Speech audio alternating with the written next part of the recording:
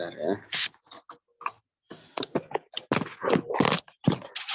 Assalamualaikum warahmatullahi wabarakatuh. Bismillahirrahmanirrahim. Alhamdulillahi rabbil alamin. Sallallahu wa sallama ala nabiyyil karim wa ala alihi wa sahbihi ajma'in. Allahumma 'allimna ma yanfa'una wanfa'na bima 'allamtana wa zidna 'ilman ya rabbal alamin.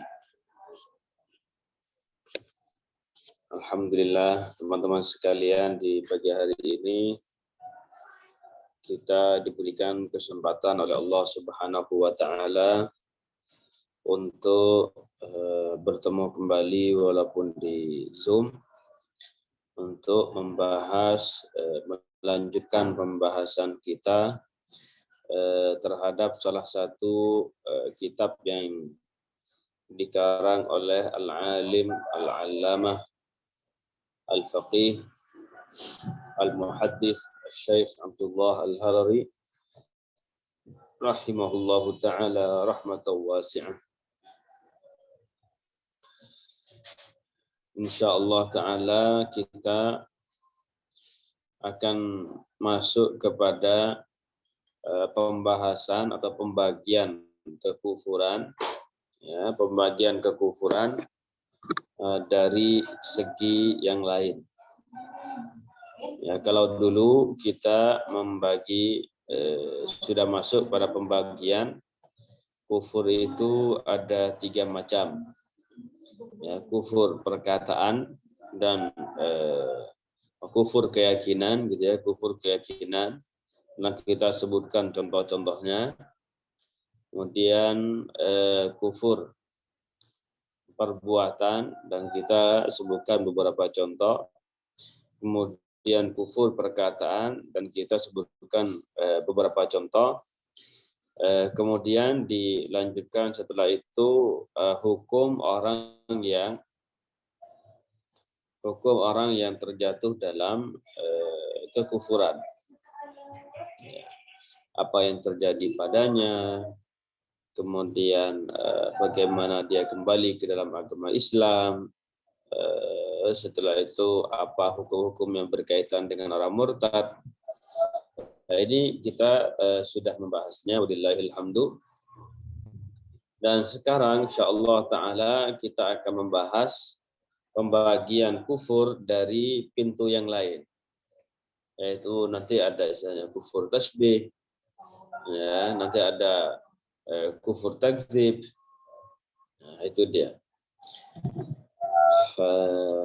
Ada kufur ta'til. Ya, silakan dibuka kitabnya biar langsung kita baca. Bentar ya, saya share di sini juga.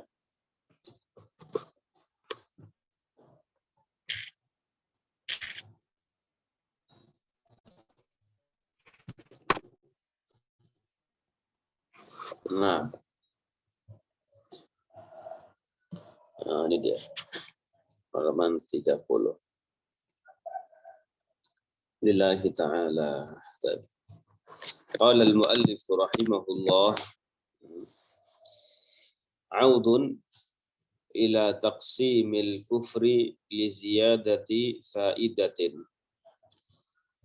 Ya, maksudnya apa? Kembali lagi kepada pembagian kekufuran untuk tambahan faedah. Wa'lam annal kufra salasatu abwabin. Imma tashbihun au takdzibun au ta'tilun. Wa'lam, dan ketahuilah, annal kufra salasatu abwabin, bahwasanya kekufuran itu ada 3 pintu. Kekufuran itu ada 3 pintu. Imma tasbihun, ada kalanya tasbih, yaitu kufur tasbih, au takdzibun, atau kufur takdzib, au ta'tilun, atau kufur ta'til. Jadi ini ya, jadi pintu kekufuran itu ya ada tiga macam ini, yaitu tasbih, kemudian takdzib, kemudian ta'til. Artinya apa? Seseorang itu ada kalanya dia terjatuh dalam kekufuran dikarenakan dia menyerupakan Allah dengan makhluknya. Yang kedua, ada kalanya dia keluar dari agama Islam dikarenakan mendustakan nas-nas syariat Islam. Yang ketiga, dia itu ada kalanya kufur dikarenakan mendustakan Allah atau salah satu sifatnya. Seperti itu. Dan kita masuk yang pertama, ahaduhat tasbih. Yang pertama adalah tasbih. Ay tasbihullahi bi khalqihi. Artinya menyerupai Allah Ta'ala dengan makhluknya. Kaman yasifuhu bil hudus. Ya, seperti orang yang mensifati Allah Ta'ala dengan sifat baharu. Jadi orang yang mensifati Allah Ta'ala dengan sifat baharu, ya seperti halnya naik, turun, bertempat, ada di satu tempat, ya, ada di langit, ataupun ada di atas arsy, ataupun ada di hati, ya, ataupun ada di mana-mana, atau mengatakan bahwasanya sifat ilmu Allah bertambah, berkurang. Ya, intinya mensifati Allah Ta'ala dengan salah satu sifat yang baharu, berarti dia telah menyerupakan Allah dengan makhluknya. Dan hukum orang yang menyerupakan Allah Ta'ala dengan makhluknya itu dihukumi keluar dari agama Islam. Ya, karena sifat yang baru itu, ya, sifat yang baru meniscayakan bahwa sesuatu yang bersifatan dengan sifat tersebut artinya baru juga. Contohnya, kita tahu matahari, kita tahu dari mana kita tahu bahwasanya matahari itu adalah makhluk atau baharu, ya. Dari mana kita tahu itu? Padahal apa? Ketika kita lahir, matahari sudah ada. Kan begitu. Tapi kita yakin, seyakin-yakinnya bahwasanya matahari itu baru. Artinya makhluk diciptakan oleh Allah. Dari mana kita tahu? Kita tahu bahwasanya matahari itu baru dikarenakan matahari ini bersifatan dengan sifat-sifat yang baharu. Contohnya apa? Mempunyai bentuk, yang bentuknya bulat, terbit, terbenam, naik, turun, bergerak. Ya, itu semuanya adalah sifat-sifat baharu. Baik. Awil fana'i, nah ini, atau mensifati Allah Ta'ala dengan kebinasaan. Awil jismi, atau mensifati Allah dengan benda. Awil launi, atau menyifati Allah dengan warna.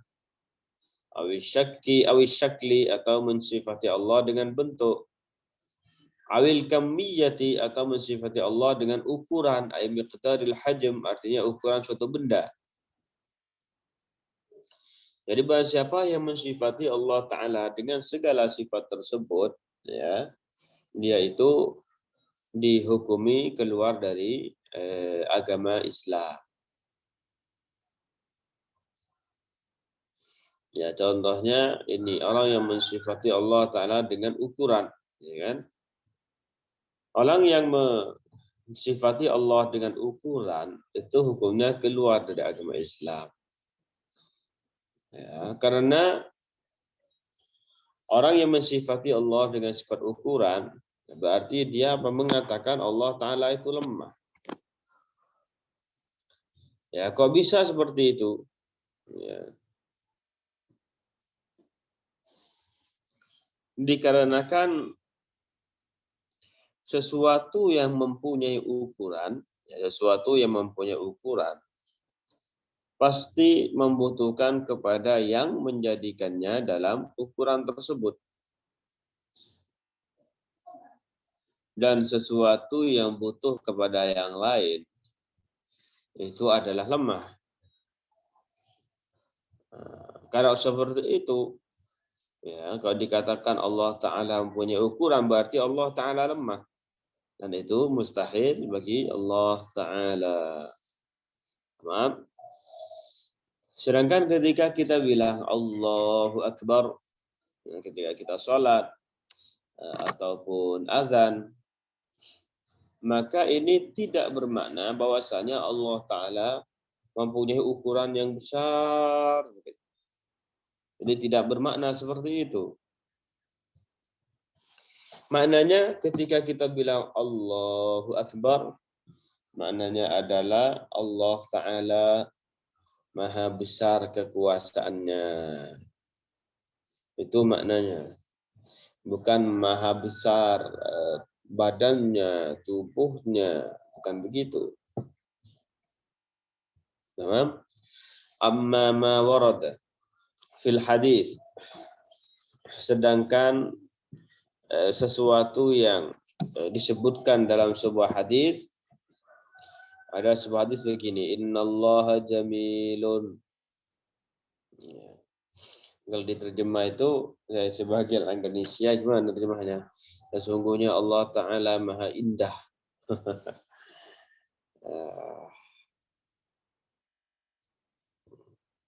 Jangan diterjemah seperti itu. Innallaha jamilun, maka kata syarihnya apa? Falaisa ma'nahu jamilas syakli. Maka hadis ini tidak bermakna bahwasanya Allah Ta'ala itu mempunyai bentuk yang bagus. Hadis ini tidak bermakna seperti itu. Wa innama ma'nahu jamilus sifat. Tetapi maknanya Allah Subhanahu wa Ta'ala sifat-sifatnya itu sempurna. Ya, sifat-sifat Allah Ta'ala sempurna. Itu maknanya. Au muhsinun, atau Allah Ta'ala muhsin, memberikan memberikan kebaikan. Nah, ini makna innallaha jamil. Tidak bermakna bahwasanya Allah Ta'ala itu mempunyai rupa gitu. Setelah itu ganteng rupanya. Bukan begitu maknanya. Karena Allah Subhanahu wa Ta'ala Maha suci dari itu semua. Paham? Kemudian saniha at-takdzib. Ya, pintu kekufuran yang kedua adalah at-takdzib. Yaitu mendustakan. Artinya apa? Ai takdzibu ma warada fil Qur'anil Karim. Artinya dia mendustakan sesuatu yang datang dalam Al-Quran. Au ma ja'a bihi Rasul sallallahu alaihi wasallam, atau sesuatu yang mendustakan sesuatu yang dibawa oleh Rasulullah sallallahu alaihi wasallam. Jadi mendustakan mendustakan Al-Quran, ya mendustakan hadis, sesuatu yang datang dari Rasulullah ala wajhin sabit, ya, dengan cara yang kokoh. Artinya memang ini betul-betul sabit, betul-betul tetap dari Rasulullah. Pernyataan ini memang betul-betul dari Rasulullah. Ya. Jadi prasangka kuat memang menyatakan bahwasanya sesuatu ini datangnya dari Rasulullah. Setelah itu dia mendustakannya. Wa kana mimma udima minad-dini bid-darurah, dan sesuatu ini termasuk perkara yang diketahui dari agama secara pasti.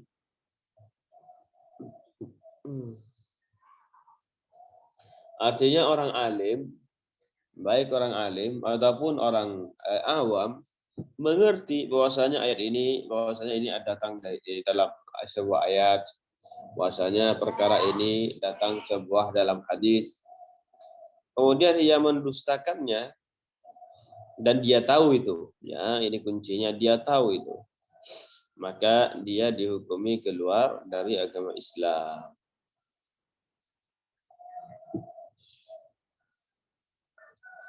Al-Imam An-Nasafi beliau mengatakan waraddun nususi kufrun. Ya, dan itu juga dikatakan oleh para ulama yang lainnya. Waraddun nususi kufrun, dan menolak nas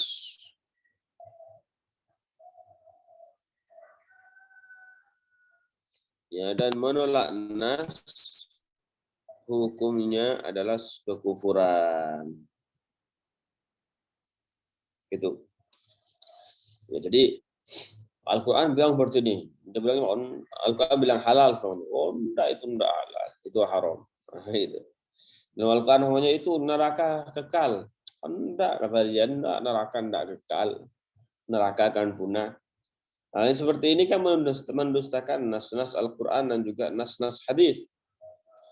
Ya, oleh karena itu, ya, orang tersebut dihukumi keluar dari agama Islam. Saya baca contohnya.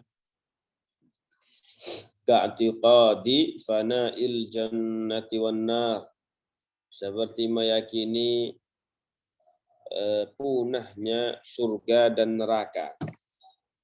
Jadi orang yang meyakini bahwasanya surga dan neraka itu akan punah, ini telah mendustakan nas-nas syariat Islam. Jadi betapa banyak ayat-ayat yang menunjukkan, hadis-hadis yang menunjukkan bahwasanya surga itu kekal dan juga neraka itu kekal. Khalidina fiha abada, mereka kekal di dalamnya selama-lamanya. Setelah itu, kalau dia mengatakan bahwasanya surga dan neraka itu akan punah, seperti Jahm bin Safwan, Jahm bin Safwan mengatakan bahwasanya neraka dan surga ini kedua-duanya itu akan punah. Nah, ini dihukumi keluar dari agama Islam. Demikian pula orang yang mengatakan bahwasanya surganya itu akan kekal, tetapi nerakanya akan punah. Ini ya hukumnya sama dengan Jahm bin Safwan. Ya, yang kedua ini diantara yang mengatakannya adalah Ibnu Taimiyah. Ibnu Taimiyah itu mengatakan dia membantah Jahm bin Safwan, katanya. Membantah Jahm bin Safwan dalam perkataannya bahwasanya surga dan neraka itu akan punah. Nah, setelah itu ternyata apa dia? Mengambil separuh dari keyakinan Jahm bin Safwan ini dan mengatakan bahwasanya surga itu kekal, sedangkan neraka akan punah. Nah, ini dua-duanya sama ini. Baik Jahm bin Safwan ataupun Ibnu Taimiyah, ya, ketika mengatakan pernyataan ini, mereka dihukumi keluar dari agama Islam. Jadi seperti itu ya. Dalam Al-Quran itu banyak sekali innallaha la'anal kafirin wa a'adda lahum sa'ira khalidina fiha abada.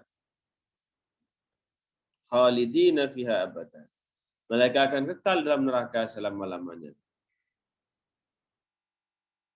Kullama nadijat juluduhum baddalnaha juludan ghairaha liyadzuqul azab. Jadi kalau semuanya dagingnya penduduk neraka sudah matang, itu akan diganti dengan daging-daging yang lain. Agar apa? Agar mereka merasakan siksa Allah Ta'ala. Itu. Jadi ini ya makna apa namanya? Ini beberapa dalil atau dalam ayat yang lain wa ma hum bi kharijina minan nar, dan mereka itu tidak akan keluar dari neraka. Jadi ayat-ayat ini menunjukkan bahwasanya neraka itu akan kekal. Ya, neraka itu kekal. Kita apa namanya? Kita katakan kepada mereka, jika apa namanya? Jika neraka itu akan punah, lantas penduduk neraka itu mau dikemanain? Ya, kalau neraka itu akan punah, terus nanti penduduk neraka mau dikemanain? Masuk surga enggak mungkin. Mau mati enggak mungkin juga. Ya, karena sudah tidak ada kematian lagi nanti di akhirat. Ketika penduduk surga masuk surga, penduduk neraka masuk neraka, itu enggak ada kematian lagi. Terus mau dikemanain mereka?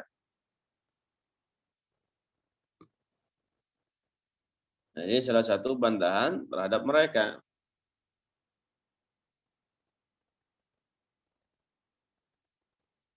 Atau contohnya au annal jannata ladzatun ghairu hissiyah, atau meyakini bahwasanya ya, atau dia meyakini atau mengatakan bahwasanya surga itu ya kenikmatannya tidak bisa dirasakan, non fisik lah bahasanya. Ini juga mendustakan ayat-ayat Al-Qur'an. Ya. Karena nikmat-nikmat surga itu dirasakan beneran. Ya, banyak ayat-ayat hadis-hadis yang menunjukkan akan hal itu. Makanya kalau kemudian ada orang bilang enggak, surga itu kenikmatannya tidak bisa dirasakan atau non fisik gitu, atau mereka begitu.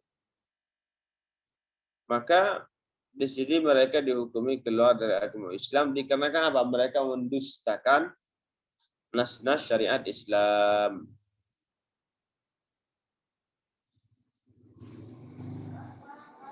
Kemudian juga kata mereka apa? Contoh lagi, wa annan nara alamun ma'nawiyatun, dan bahwasanya neraka itu, sakitnya neraka itu maknawi, bukan hissi, bukan secara zahir, itu maknawi saja. Subhanallah. Au inkari ba'sil ajsadi wal arwahi ma'an, atau mengingkari kebangkitan jasad dan juga roh bersamaan. Jasadnya dibangkitkan, rohnya juga dibangkitkan. Au inkari wujubis salati wa awis siyami awis zakah, atau mengingkari kewajiban salat atau puasa atau zakat. Awi i'tiqadi tahrimit talaqi, atau meyakini keharaman tolak. Jadi tolak itu kan hukum asalnya boleh-boleh saja. Ya, diperbolehkan bagi seseorang untuk menceraikan istrinya. Itu hukum asalnya seperti itu. Maka apabila ada seseorang yang menyatakan bahwasanya tolak itu hukumnya haram secara mutlak, maka berarti dia apa?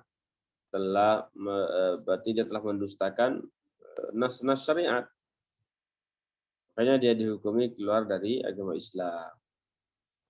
Ya, memang ada sebagian tolak itu yang diharamkan, yaitu tolak bid'i, yaitu tolak yang dilakukan oleh seorang suami ketika istrinya sedang haid, contohnya atau nifas, atau dalam keadaan suci tetapi sudah melakukan hubungan jima dengannya. Di sini dia ya memang itu hukumnya haram mentolak pada waktu itu, tapi hukum asal daripada tolak itu boleh-boleh saja. Makanya kalau kemudian ada orang yang mengharamkannya, berarti dia mendustakan nas syariat. Makanya dihukumi keluar dari agama Islam.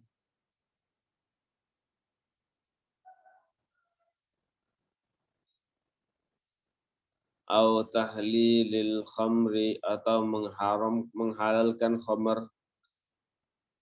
Ini dia. Jadi menghalalkan khamr. Dia tahu bahwasanya khamr itu hukumnya haram. Setelah itu dia menghalalkannya. Maka berarti dia telah mendustakan syariat Islam. Mendustakan ayat-ayat Al-Quran. Mendustakan hadis-hadis Rasulullah yang menyatakan bahwasanya khamr itu hukumnya haram. Walaupun dia bergurau dia bilang apa? Khamr itu halal. Gurau-gurau dia. Maka walaupun dia bergurau-gurau seperti itu bukan uzur. Artinya tetap dihukumi keluar dari agama Islam. Kenapa? Karena perkataannya ini mengandung pendustaan terhadap Al-Quran walaupun dia gurau-gurau. Ya, perkataannya itu ketika dia bilang khamr itu halal, ini kan mengandung pendustaan terhadap ayat yang menyatakan bahwasanya khamr itu haram. Walaupun ketika dia bilang khamr itu halal, walaupun dalam keadaan main-main, gurau-gurau maksudnya, tetap dihukumi keluar dari agama Islam. Wa ghairi dzalika, dan banyak contoh lainnya, mimma sabata bil qat'i, dari sesuatu yang telah tetap secara qat'i, wa dhahara bainal muslimin, dan nampak di kalangan umat Islam. Intinya apa? Dia tahu bahwasanya ini hukumnya halal. Setelah itu dia bilang haram. Dia tahu bahwasanya surga dan neraka itu akan kekal. Kemudian dia bilang surga dan neraka itu punah selamanya. Dia tahu sholat itu wajib. Sholat itu wajib. Setelah itu dia bilang enggak wajib. Nah, ini mendustakan syariat Islam. Ya, makanya di sini apa? Dia dihukumi keluar dari agama Islam, yaitu dikarenakan dia mendustakan nas-nas syariat Islam. Begitu.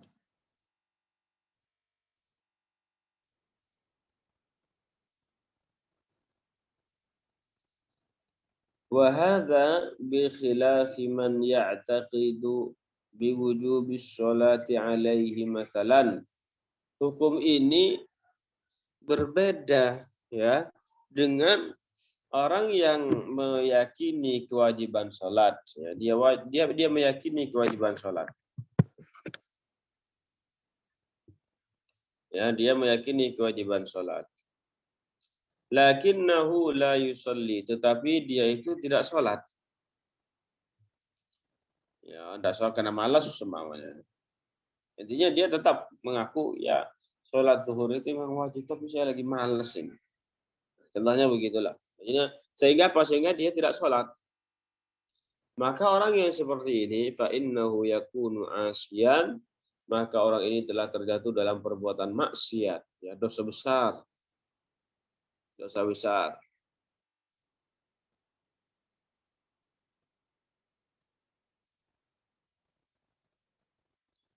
La kafiron. Tetapi apa? Tetapi dia tidak kafir.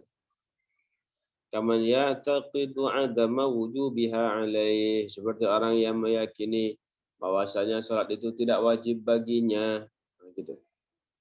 Jadi orang yang tidak sholat itu kan ada kalanya dia itu mengingkari kewajibannya, ya kan? Kalau dia tidak sholat dikarenakan mengingkari kewajibannya, maka orang ini dihukumi keluar dari agama Islam. Kalau ada orang yang tidak sholat dikarenakan dia itu malas, tetapi tetap dia meyakini bahwasanya sholat itu wajib, maka kalau seperti itu orangnya ini fasik, ya, pelaku dosa besar, tetapi tidak dihukumi keluar dari agama Islam.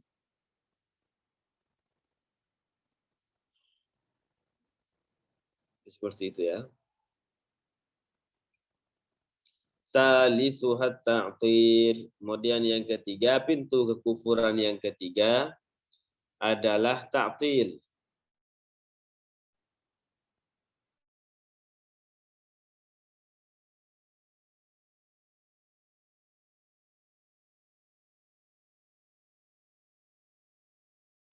Ai nafyu wujudillah. Ini merupakan kekufuran yang paling parah. Jadi yang dia ingkari itu apa? Adanya Allah Ta'ala. Itu yang dia ingkari. Tidak ada itu Allah. Oke, orang ateis. Maka jelas ya, ini lebih parah dari yang lainnya. Karena yang dia nafikan itu, yang dia tiadakan itu adalah adanya Allah Ta'ala. Langsung dia bilang, nggak ada.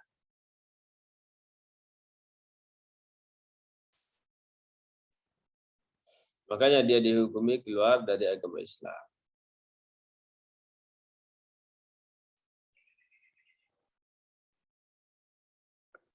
Nah, kemudian wa hukmu man yushabbihu Allah Ta'ala bi khalqihi at-takfiru qat'an. Dan hukum orang yang menyerupakan Allah Ta'ala dengan makhluknya adalah dikafirkan secara mutlak. Ya, artinya kalau ada orang yang menyatakan bahwa Allah serupa dengan manusia, serupa dengan jin, serupa dengan malaikat, serupa dengan burung, ataupun dia itu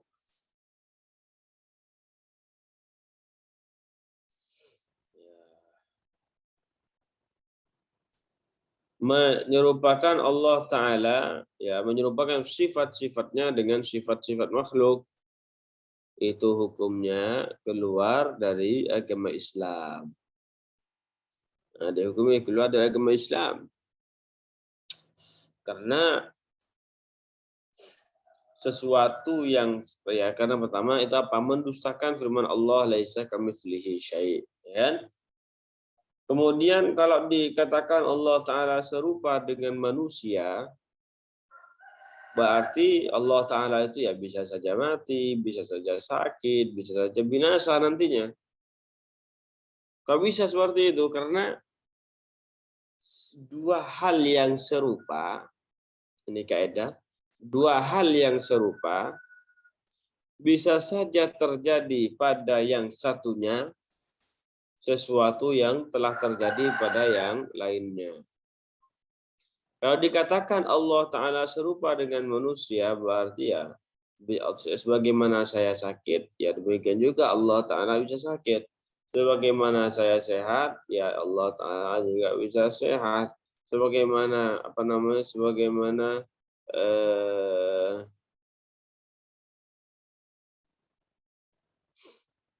nah, ya, intinya saya kembali ke awal, bahwasanya orang yang menyerupakan Allah Ta'ala dengan makhluknya adalah dihukumi keluar dari agama Islam. Baik. Sekarang wasabilu ila surfit tasbih, dan jalan untuk menjauhi tasbih, meninggalkan tasbih. Ya, gimana itu?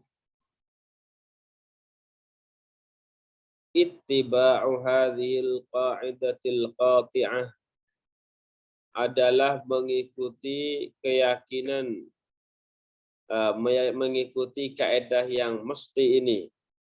Sudah paten ini. Apa itu? Mahma tasawwarta bibalik fallahu bi khilafi dzalik. Apapun yang terlintas dalam benakmu tentang hakikat Allah, maka Allah Ta'ala tidak serupa dengan hal itu.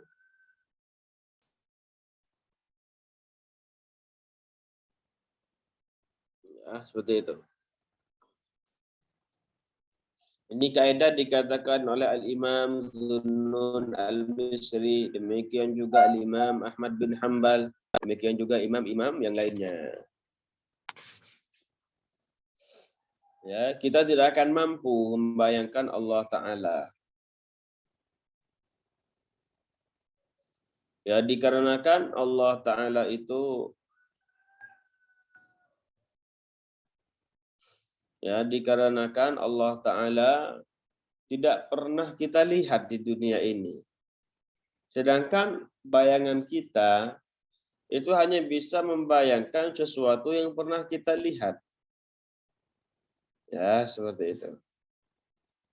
Kemudian akal kita ini kan makhluk. Maka sesuatu yang dibayangkan oleh akal kita itu juga makhluk. Dan Allah Ta'ala bukan makhluk. Makanya tidak bisa dibayangkan dengan akal kita. Wa hiya mujma'un 'alaiha 'inda ahli al-haq. Dan kaidah ini disepakati oleh ahlul haq, orang-orang yang berada dalam kebenaran. Wa hiya ma'khudun min qawlihi ta'ala, dan kaidah ini diambil dari firman Allah Ta'ala, laisa kamitslihi syai', artinya tidak ada sesuatu pun yang serupa dengan Allah Ta'ala, baik dari satu segi ataupun dari semua segi. Nah, di ayat ini para ulama mengatakan apapun yang terlintas di benakmu tentang hakikat Allah, maka Allah Ta'ala tidak serupa dengan hal itu. Wa mulahazatu ma ruya an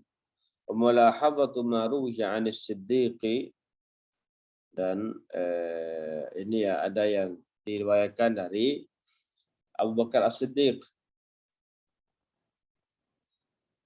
Ya, apa kata beliau? Al-'ajzu an darakil idraki idraku wal bahthu an zatihi kufrun wa isyraku. Dan jadi apa tadi? Kalau tidak mau terjatuh dalam kubangan tasbih, pertama apa? Mengikuti firman Allah Ta'ala, mengikuti kaidah mahma tasawwarta bibalik wallahu bi khilafi dzalik. Demikian juga agar tidak terjatuh dalam kubangan tasbih, hendaklah apa? Memperhatikan apa yang dikatakan, yang diriwayatkan dari Abu Bakar As-Siddiq. Apa kata beliau? Al-'ajzu an darakil idraki idraku, merasa lemah dan tidak mampu untuk mengetahui hakikat Allah Ta'ala, maka inilah yang sebenar-benarnya mengenal Allah. Jadi kalau kita tahu bahwasanya kita tidak akan mampu untuk membayangkan Allah Ta'ala, maka pengetahuan inilah yang pengetahuan sejati. Artinya apa? Inilah mengenal Allah Ta'ala. Wal bahthu an dzatihi kufrun wa isyraku, dan membahas atau mencari-cari tentang hakikat zat Allah Ta'ala adalah sebuah kekufuran dan kesyirikan. Kemudian juga perhatikan apa wa qauli ba'dihim la ya'rifullaha 'alal haqiqati illallah. Tidak ada yang mengetahui hakikat Allah kecuali Allah. Berarti apa di sini? Di sini bermakna bahwasanya kita itu tidak akan bisa membayangkan Allah Ta'ala. Jadi kalau kita melakukan hal ini, bahwasanya tidak bisa membayangkan Allah. Kemudian jangan mencari-cari hakikat Allah. Yang ketiga, tidak ada yang tahu hakikat Allah Ta'ala kecuali Allah. Niscaya kita akan selamat dari kubangan tasbih. Ya. Seperti itu. Baik. Mungkin untuk pembacaan kitabnya kita cukupkan sampai di sini saja. Jika ada yang mau bertanya dipersilahkan. Jadi itu ya. Jadi tadi itu adalah pintu-pintu kekufuran. Biasanya pembagian kekufuran dari sisi yang lain. Ya ada 3 tadi, yaitu kufur. Yang pertama adalah kufur tasbih, yaitu kufur dikarenakan menyerupakan Allah Ta'ala dengan makhluknya. Yang kedua adalah kufur takdzib, yaitu kekufuran dikarenakan mendustakan Al-Quran ataupun hadis. Yang ketiga adalah kufur ta'til, dan ini yang paling parah, yaitu menafikan adanya Allah Ta'ala. Ya, seperti itu. Baik, kalau ada yang belum jelas, yang tidak dimengerti dari apa yang saya ucapkan, dipersilahkan untuk bertanya.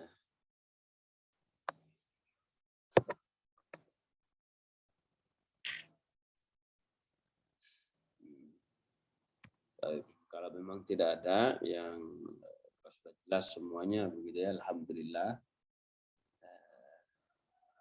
Nanti kita tutup ya pertemuan kita pada kali ini dengan bacaan tahlil. La ilaha illallah.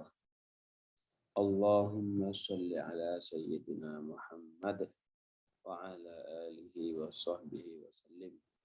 Rabbi ufirli wa liwalidayya lil mu'minin wal mu'minat. Alhamdulillahi rabbil alamin. Barakallahu fikum wa sanallahu ilaikum wa jazakumullahu anna kulla khair. Wassalamualaikum warahmatullahi wabarakatuh.